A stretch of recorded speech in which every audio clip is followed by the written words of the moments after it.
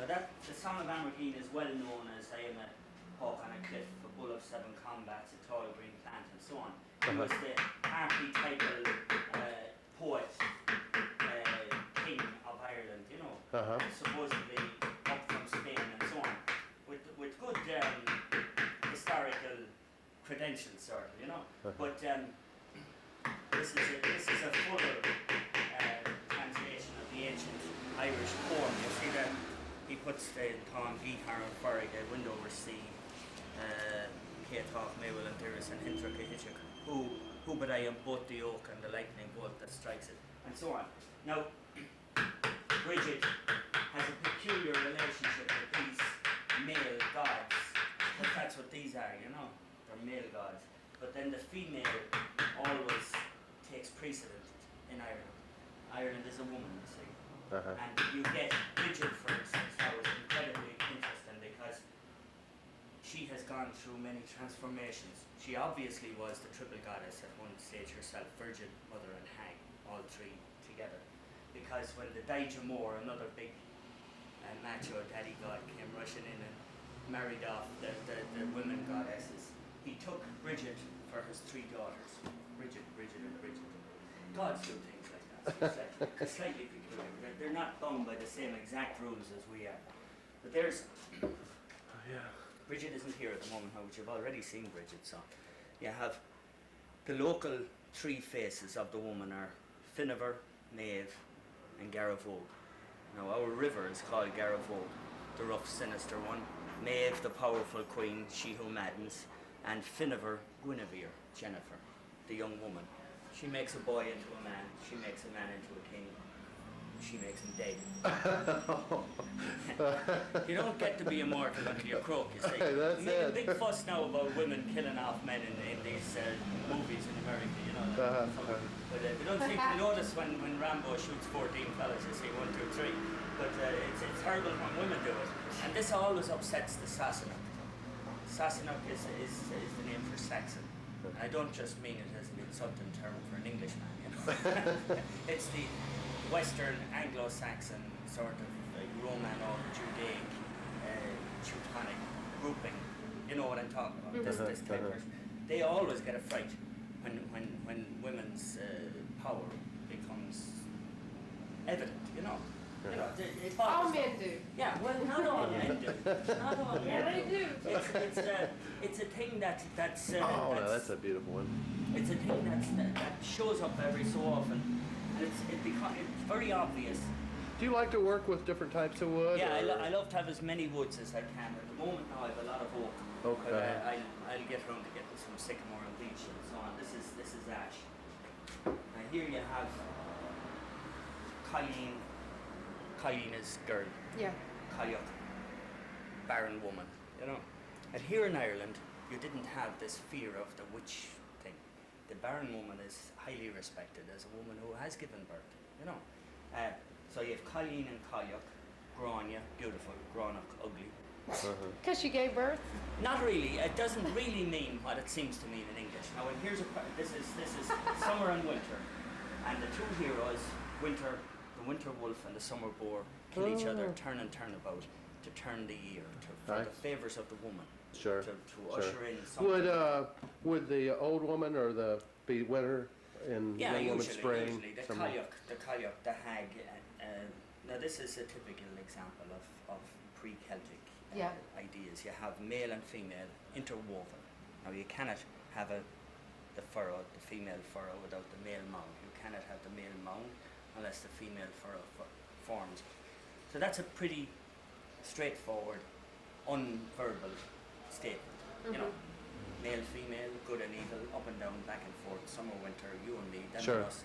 Not labelled like in the Sassenach thing, where labels create the thing, or you're more in love with the map and the label than you are with the real thing. You know. Sure. I'll tell you about that in a second. Okay. That has to do with Bridget, but you'll find this now.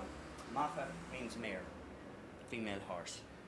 Armagh or the Waka, the most sacred place in Ireland, one of the most sacred places. The Archbishop of Armagh is still primate of all Ireland, you know.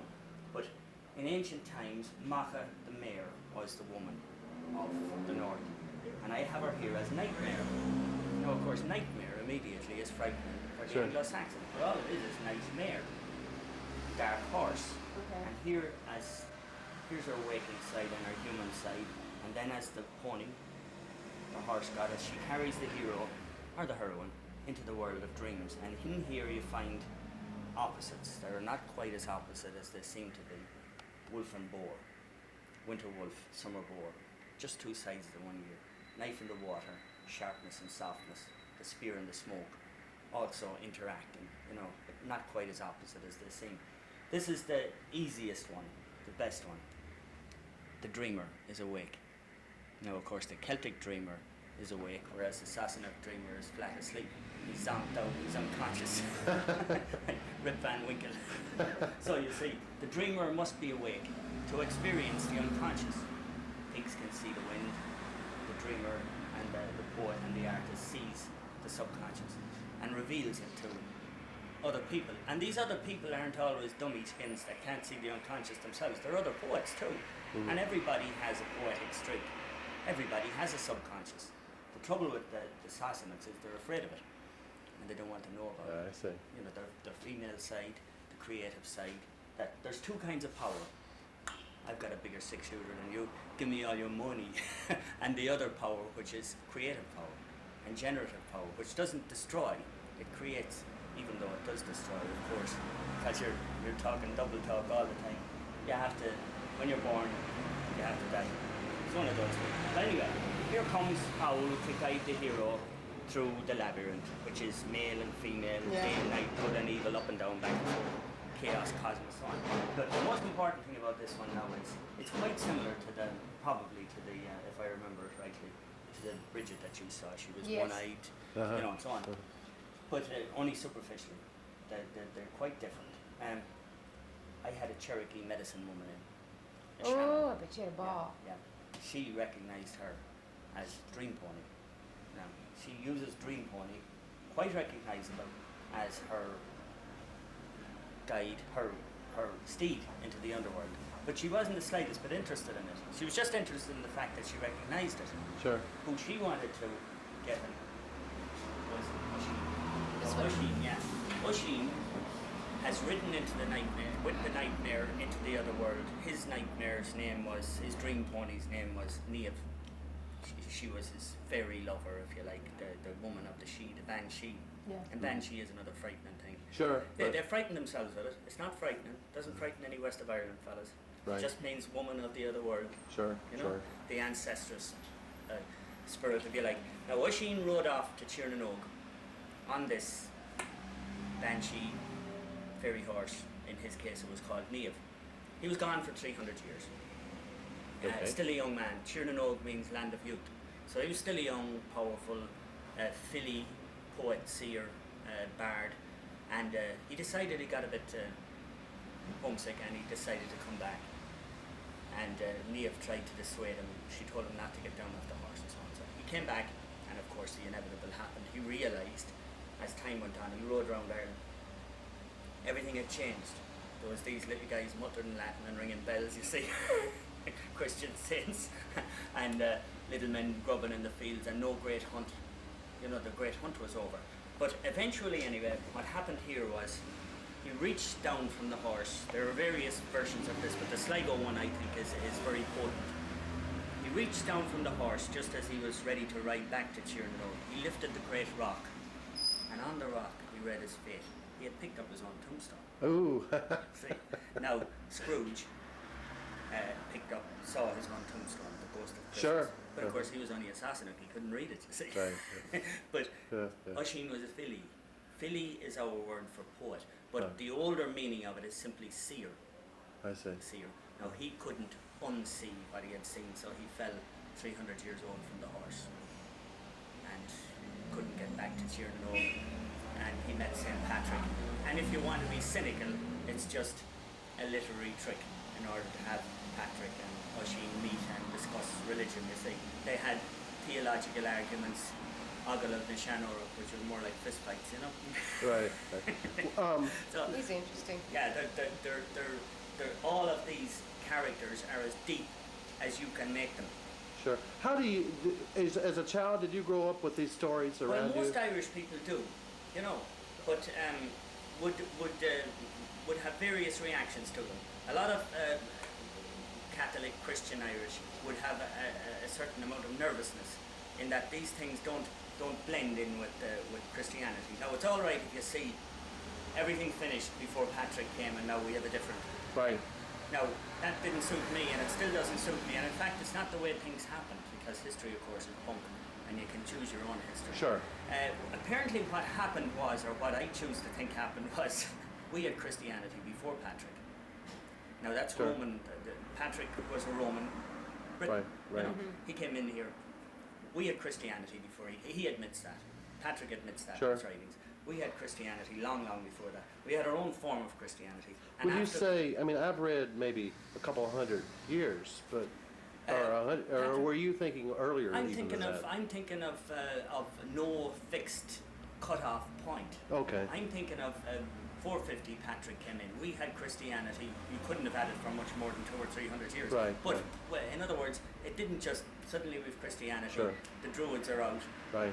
The pagan female mysteries are out. In other words, we had a different amalgamation of all these things, and we kept these on until about the year 1000, really, quite late.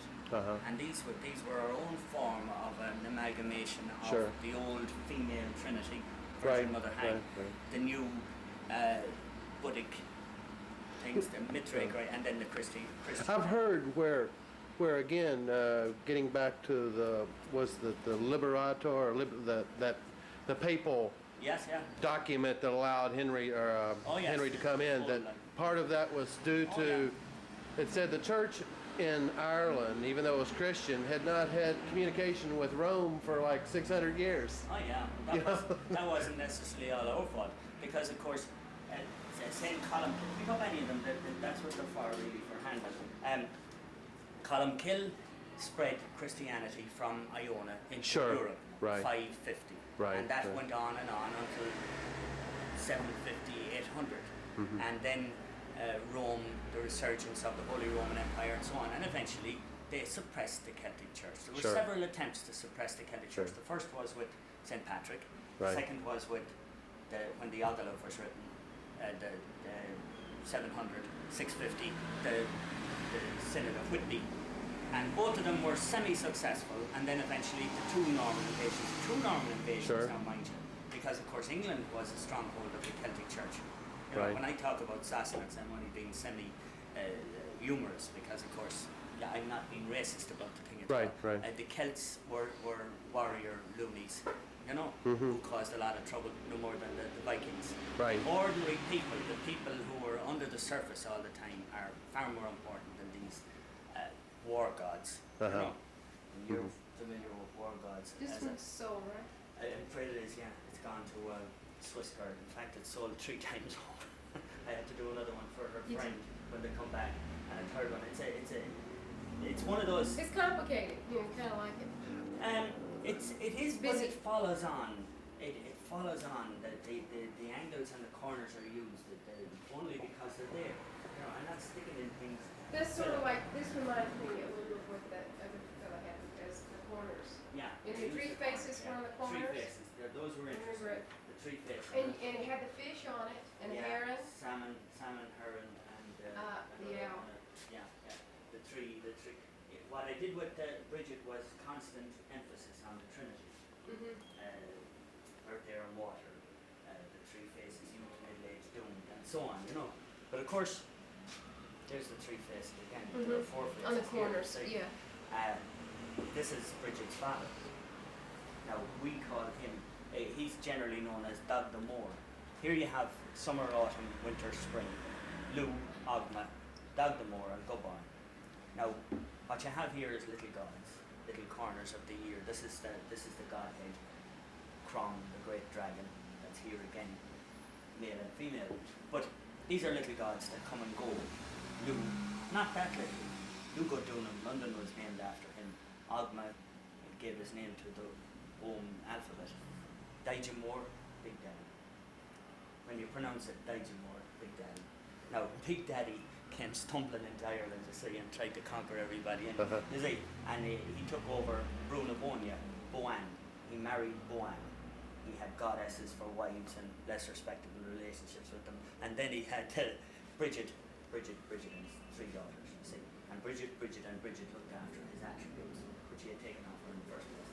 Quite obvious. The cauldron of the dungeon, the chalice, the grave.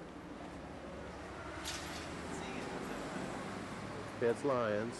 There's the post office. That's the road there to Donegal.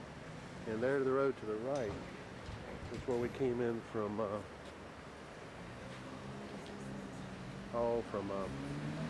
Connemara.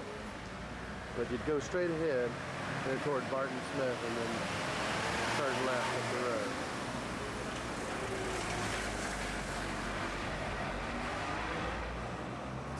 He was a vast, powerful god. At one time, the father of all the gods, like Zeus. And he had great appetites, respectable as well as not as respectable. You see, food and drink, and he was highly charged with power, you know, and he was this, that, and the other thing, and he was very generous as well, which was essential in Ireland. Generosity was essential. Generosity is a female trait. All the women are mentioned as his father was very fond of generous women. You know, that's the term that's used, generous women. And of course the woman gives, this is her natural, but the man then tries to overdo it by taking more than she's willing to give. Anyway, I'm not a philosopher, I'm a woodcarver. Sounds like it. The point is, Digimore, then his son, the Mako, young son, no name for a man at all, takes on the name Angus and decides that he's going to become a man, and he fancies a woman and he wishes to get married. And he begs Brunabonia, Newgrange, no doubt, dwellings of the gods, off. I've been there. Been there. Want to go again?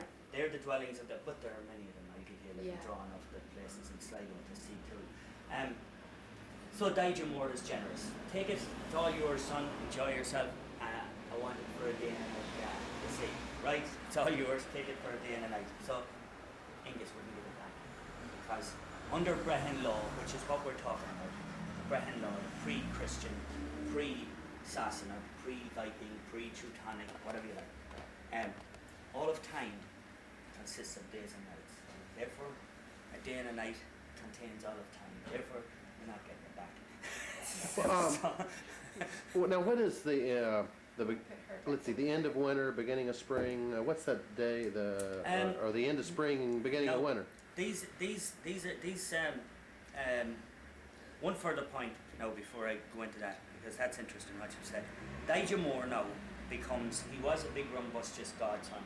Now he becomes what he was all the time. Fat old man, eating and drinking too much and running after young ones, except he wasn't even catching them anymore. But, so you see, we have a great irreverence for gods. You know, gods that are created by men. You know, anyway, yeah, these are the turning points of the year, and they're not either Christian or calendar times. This is Lunasa. That'll be roughly the 1st to the 6th of August. Okay. It's not midsummer. Okay. This is Samhain, Halloween. Okay. Fall. This now is the midpoint that you talked about. It's February. Feast of his feast has been replaced, reassigned to Bridget now in the city. Because all these things flow back and forth from the male to the female, you know, and the male becomes predominant and then the female aspect. At the moment, it's Bridget's Day, the 4th or 5th of February, you know. And then Beltane, the time of the Smith, Easter, May. So you have May, August, November, and February. They're offset from, say, the turning day of the season. These are our turning days, and they're still observed. This is Lunasa, and it's observed at a lot of the Christian wells here in Sligo, at Tobernock, the Woolly Well. It's observed on the first Sunday of August, and also the business of Croagh Patrick Day win their way up. We drove by Kirkpatrick. They win their way up that too. I wanted to walk up, but Oh, she good didn't. line. They It go, looked like it. they go up like this. How long does it take? Does it take half a day or 3 or 4 Not hours? that long, Yeah. no. If you're fit and gallop up it in half an hour, I suppose. I would kind of, my sister was up and down about an hour and a half. Oh, or really? something, yeah. But they make a fuss about it. At Sure. these other times, you go barefoot and Sure, you go nearly sure. the worst day. Will You anyone go? moan and Will they cry. still go barefoot? Well, Will they anyone? do, they do, and Yeah. they mutter Latin prayers Sure. instead of going Sure. Celtic ones. Because St. Patrick drove out The Crom snakes, Crow. right? Yeah. I mean, that's that's where he did the 40 days and 40 Yeah. nights. Yeah. Who he drove out was not the snakes, because we didn't have any snakes. He drove out Crom Crow. This is Crom Crow, Lord of the Mound. Now the Lord of the Mound was both male and female, and Patrick admitted that. He also admitted that he didn't drive her out, but drove him, her underground. And of course, when you drive anything underground, any natural force, it comes popping up in the most embarrassing places. It's saying, I like to think I'm one of those embarrassing places. Now you're talking about reality, really, because the poet, artist draws things out of latent being into reality. You know, if it doesn't fit, and if people don't accept it, it's back to see he's not a good enough poet. He doesn't stick it out long enough, you know. So,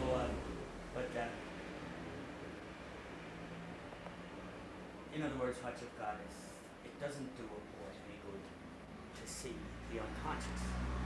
It doesn't do a people any good to see the wind. You can survive quite well without seeing the wind. But the poet has this ability. It doesn't do the poor old Egypt any good